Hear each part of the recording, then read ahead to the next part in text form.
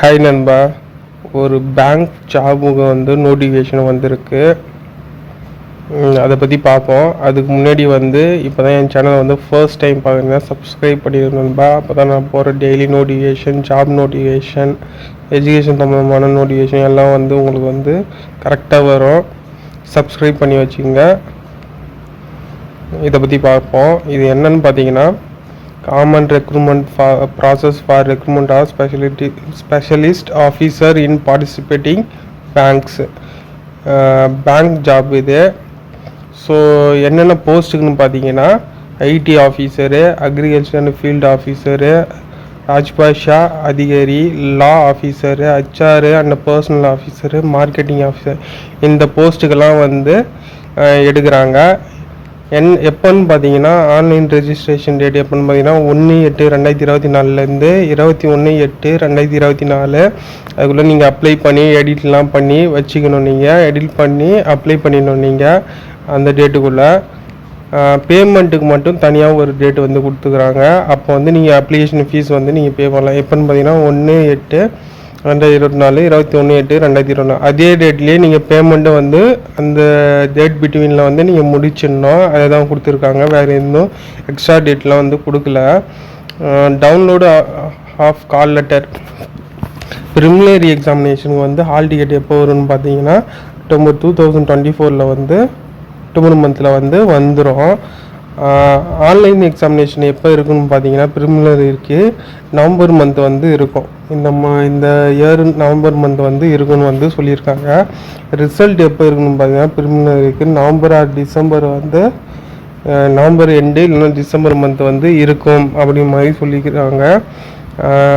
அதுக்கப்புறம் மெயின் எக்ஸாமினேஷனுக்கு வந்து கால் லெட்ரு வந்து எப்போ விடணும், டிசம்பர் மந்த் வந்து விடுவாங்க அப்படின்னு மாதிரி சொல்லியிருக்காங்க. எக்ஸாம் எப்போ இருக்கணும்னு பார்த்தீங்கன்னா டிசம்பர் மந்த்தே தான் இருக்கும். ரிசல்ட் எப்போ மெயின் எக்ஸாமினேஷனுக்கு விடுவாங்கன்னு பார்த்தீங்கன்னா ஜனவரி இல்லைன்னா ஃபெப்ரவரி மந்த் வந்து வந்துடும். இன்டர்வியூ எப்போ கண்டக்ட் பண்ணுவாங்கன்னு பார்த்தீங்கன்னா ஃபெப்ரவரி மார்ச் மந்த் வந்து கண்டக்ட் பண்ணுவாங்க. எல்லாத்தையும் முடிஞ்சு செலக்ட் ஆகிட்ட அப்புறம் அலாட்மெண்ட் எப்போ உங்களுக்கு போடுவாங்க, ஏப்ரல் மந்த் 2025 வந்து உங்களுக்கு வந்து போட்டுருவாங்க அப்படி மாதிரி சொல்லியிருக்காங்க. ஓகேவா? அப்புறம் என்னென்னு பார்த்தீங்கன்னா, என்னென்ன பேங்க் வந்து பார்ட்டிசிபேட் பண்ணுறாங்க அப்படின்னு பார்த்தீங்கன்னா, bank of Baroda, bank of India, bank of Maharashtra, Canara bank, central bank of India, Indian bank, Indian overseas bank, Punjab national bank, Punjab Sind bank, UCO bank, union bank of India, அவங்கெல்லாம் வந்து இந்த பேங்க்லலாம் ஜாப் வேகன்ட் வந்து இருக்குது அப்படின்னு மாதிரி சொல்லியிருக்காங்க. எலிஜிபிலிட்டி க்ரைட்டீரியா வந்து கொடுத்துருக்காங்க. அவங்க சொல்கிற ரெக்ரூட்மெண்ட்டில் வந்து நீங்கள் ஃபுல்ஃபில்லாக இருந்தால் மட்டும்தான் நீங்கள் வந்து கன்சிடர் பண்ணப்படுவீங்க. இல்லைனா வந்து உங்களை வந்து டிஸ்குவாலிஃபை தான் பண்ணுவேன். அவங்க என்ன சொல்லிங்கன்னா, ஃபுல்ஃபில் த மினிமம் எலிஜிபிலிட்டி க்ரைட்டீரியான்னு வந்து மென்ஷன் பண்ணியிருக்காங்க. நேஷ்னாலிட்டி என்னன்னு பார்த்தீங்கன்னா, சிட்டிசன் ஆஃப் இந்தியாவாக இருக்கணும், இல்லைனா நேபாளாக இருக்கணும், இல்லைனா பூட்டான், அதுமாரி வந்து ஒரு 4-5 ஏகப்பட்ட ரீஜனில் வந்து கொடுத்துருக்காங்க. நீங்கள் அந்த இந்தியன்ஷிப் வந்து இருந்தாலே நீங்கள் வந்து எலிஜிபிள் தான். ஏஜ் லிமிட் என்னன்னு பார்த்தீங்கன்னா, மினிமம் வந்து 20 years இருக்கணும், மேக்ஸிமம் வந்து 30 years. அந்த ஏஜ் பிட்வீனில் தான் நீங்கள் இருக்கணும் அப்படின்னு மாதிரி சொல்லியிருக்காங்க. 1994க்கு முன்னாடி 93 அப்படிலாம் பிறந்தவங்க இருக்கக்கூடாது, 94க்கு அப்புறம் இருக்கணும். அதுமாரி 2004க்கு அதுக்கு அப்புறம் பிறந்தவங்க கிடையாது, 2004க்குள்ளே வரைக்கும் பிறந்தவங்க மட்டும்தான் இருக்கணும். ரிசர்வேஷன் வந்து கொடுத்துக்கிறாங்க கேஸ்ட் வைஸாக. அதுக்கு வந்து எஸ்சி எஸ்டிக்கு வந்து 5 yearsம், ஓபிசி அந்த கேட்டகரியில் 3 yearsம், பெஞ்ச்மார்க் டிசபிலிட்டி பர்சனுங்களாம் வந்து 10 yearsம் அதுமாரி வந்து கொடுத்துருக்காங்க. அப்புறம் என்னென்னு பார்த்தீங்கன்னா, கண்டிஷன்ஸ் அதெல்லாம் வந்து டீப்பாக வந்து சொல்லியிருக்காங்க.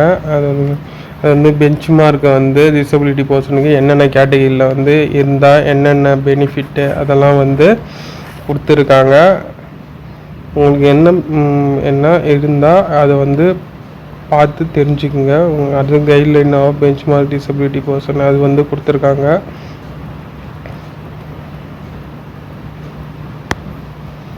அப்புறம் என்னென்னு பார்த்தீங்கன்னா எஜுகேஷ்னல் குவாலிஃபிகேஷன் வந்து கொடுத்துருக்காங்க 21/8/2021. அதுக்குள்ளே நீங்கள் வந்து அவங்க சொல்கிற எலிஜிபிலிட்டி க்ரைட்டீரியாவில் வந்து நீங்கள் வந்திருக்கணும்.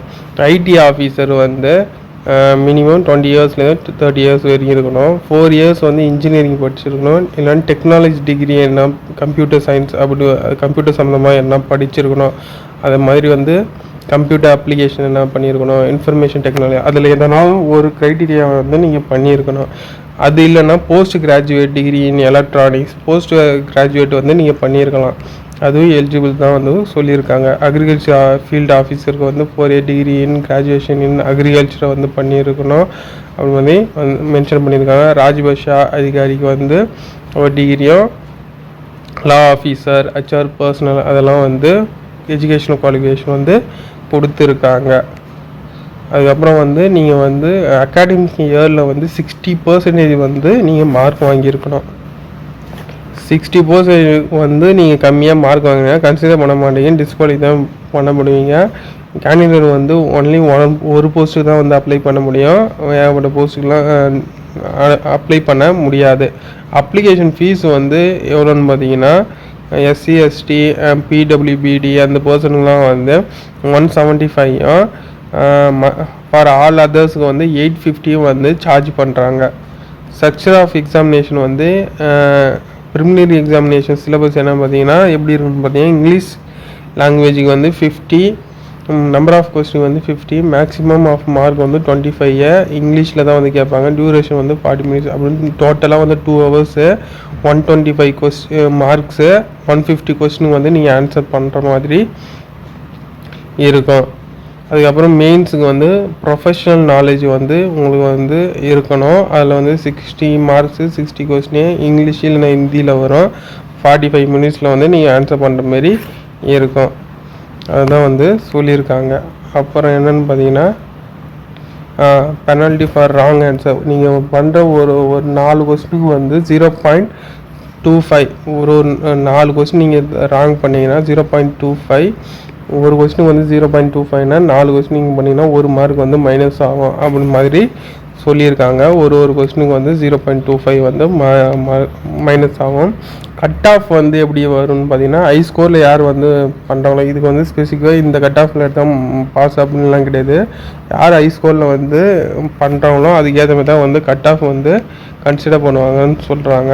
எக்ஸாமினேஷன் சென்டர் வந்து நான் பின்னாடி சொல்கிறேன். இப்போ வந்து across many centres in India அப்படின்னு மாதிரி சொல்லியிருக்காங்க. இதில் இன்டர்வியூ எப்படி இருக்குன்னு பார்த்தா இன்டர்வியூ வந்து செலக்ட் சென்டரில் வந்து சில சென்டரில் மட்டும்தான் வந்து இன்டர்வியூ வந்து கனெக்ட் பண்ணுவாங்க அப்படின்னு மாதிரி சொல்லியிருக்காங்க. லிஸ்ட் ஆஃப் டாக்குமெண்ட் நீங்கள் வந்து கொடுக்க வேண்டிய டாக்குமெண்ட்லாம் என்னென்னு பார்த்தீங்கன்னா பிரிண்ட் அவுட் கால் லெட்டர் வந்து கொடுக்கணும், வேலிட் சிஸ்டம் பிரிண்ட் அவுட்டு, அதுமாரி வந்து ஒரு ஏகப்பட்ட டாக்குமெண்ட் வந்து சொல்லியிருக்காங்க. அதை வந்து கிளியராக பார்த்துங்க.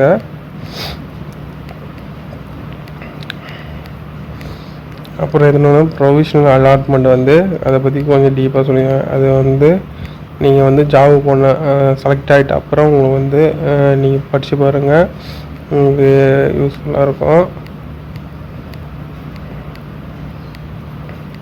ஹவு டு அப்ளை வந்து கொடுத்துருக்காங்க, எப்படி நீங்கள் வந்து அப்ளை பண்ணணும் அந்த ப்ரொசீஜர் வந்து கொடுத்துருக்காங்க. நீங்கள் அந்த ப்ரொசீஜர் ஃபாலோ பண்ணி அப்ளை பண்ணிங்கன்னா உங்களுக்கு வந்து ஈஸியாக இருக்கும். ஃபோட்டோகிராஃபு, சிக்னேச்சர், தம் இம்ப்ரெஷன் அதெல்லாம் வந்து நீங்கள் வந்து கொடுக்குற மாரி இருக்கும். அப்ளை பண்ணும்போது அதை வந்து கிளியராக வந்து பார்த்துங்க.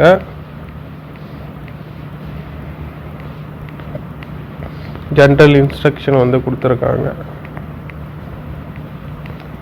அப்புறம் என்ன பண்ணால் என்னென்ன ஐட்டம்ஸ் வந்து எக்ஸாமினேஷன் சென்டருக்கு வந்து உள்ளே அலோவ் பண்ண மாட்டோம் அப்படின்னு வந்து கொடுத்துருக்காங்க. நீங்கள் எக்ஸாமினேஷனுக்கு வந்து போகும்போது நீங்கள் வந்து இதை பாருங்கள். இது தவறி இதெல்லாம் வந்து எடுத்துகிட்டு போயிட போகிறீங்க.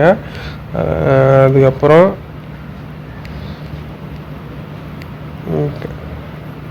ஏதாவது நீங்கள் வந்து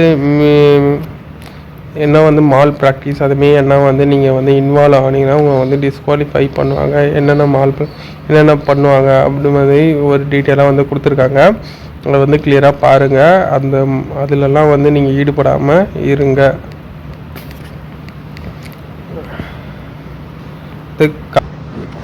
அந்த கால் லெட்டர் வந்து பற்றி சொல்லியிருக்காங்க. தேவையில்லை. அக்ரிகல்ச்சர் அண்ட் ஃபீல்டு ஆஃபீஸருக்கு வந்து எவ்வளோ வேக்கண்ட்டு அப்படின்னு மாதிரி கொடுத்துருக்காங்க. இதில் வந்து என்னமோ பஞ்சாப் நேஷ்னல் பேங்க்கும் யூசிஏ பேங்க்கும் வந்து வேக்கண்ட் கொடுத்துருக்காங்க. மொத்தம் எவ்வளோன்னு பார்த்தீங்கன்னா மொத்தம் வேக்கண்ட் வந்து டோட்டலாக வந்து அன்ரிசர்வ்ல எஸ்சிக்கு வந்து 52 வேக்கண்ட்டும், எஸ்டிக்கு வந்து 26 வேக்கண்ட்டும், டோட்டலாக வந்து 346 வேக்கண்ட் வந்து கொடுத்துருக்காங்க. அது வந்து ஹெச்ஆர் பர்சனல் ஆஃபீஸருக்கு வந்து டோட்டலாக வந்து 25 வேக்கண்ட் வந்து கொடுத்துருக்காங்க. அதுமாரி வந்து ஒரு டிபார்ட்மெண்ட்டுக்கும் வந்து ஒரு வேக்கண்ட் வந்து கொடுத்துருக்காங்க. அதுக்கப்புறம் எக்ஸாமினேஷன் சென்டர் வந்து ப்ரிலிமினரி எக்ஸாமினேஷன், மெயின் எக்ஸாமினேஷன்லாம் எங்கெங்கே இருக்கும் அதை வந்து கிளியராக வந்து கொடுத்துருக்காங்க. அதை பார்த்து வந்து நீங்கள் அப்ளை பண்ணிங்கன்னா உங்களுக்கு ஹெல்ப்ஃபுல்லாக இருக்கும். அதை கிளியராக பார்த்து நீங்கள் வந்து சூஸ் பண்ணுங்கள். உங்கள் நியர்பையில் என்ன லொக்கேஷன் இருக்கோ அதுபடி வந்து இங்கே வந்து அப்ளை பண்ணிங்கன்னா உங்களுக்கு ஹெல்ப்ஃபுல்லாக இருக்கும். அதை வந்து ஃபோட்டோ சிக்னேச்சர் அதெல்லாம் வந்து எந்த ரேஷியோவில் நீங்கள் வந்து க்ராப் பண்ணணும், அப்லோட் பண்ணணும், எல்லாத்தையும் வந்து கிளியராக வந்து கொடுத்துருவாங்க. என்ன கேபி வந்து நீங்கள் வந்து சைஸில் வந்து வைக்கணும், எந்த ஃபார்மேட் ஜேபிஜியா இல்லை வந்து பிஎன்ஜி ஃபார்மேட்டில் வந்து நீங்கள் வைக்கணுமா, அதெல்லாம் வந்து கிளியராக வந்து கொடுத்துருக்காங்க. அதை வந்து கிளியராக பார்த்துங்க. அவ்வளோதான் கைஸ். இது முக்கியமான டீட்டெயிலாம் வந்து சொல்லிட்டேன். இதோட லிங்க்கை வந்து நான் கீழே கொடுக்குறேன் டிஸ்கிரிப்ஷனில். நீங்கள் கிளிக் பண்ணி ஸ்ட்ரெயிட்டாக வந்து நீங்கள் அப்ளை பண்ணிக்கலாம். நான் வந்து இதை எப்படி அப்ளை பண்ணுறது அதுக்குள்ளேயும் நான் தனியாக ஒரு வீடியோ போடுறேன், உங்களுக்கு ஹெல்ப்ஃபுல்லாக இருக்கும். இப்போ முக்கியமாக சேனலை வந்து சப்ஸ்கிரைப் பண்ணி வச்சுங்க. அப்போ தான் நான் போகிற டெய்லி ஜாப் நோட்டிஃபிகேஷனும் உங்களுக்கு வந்து யூஸ்ஃபுல்லாக இருக்கும். பாய் நண்பா.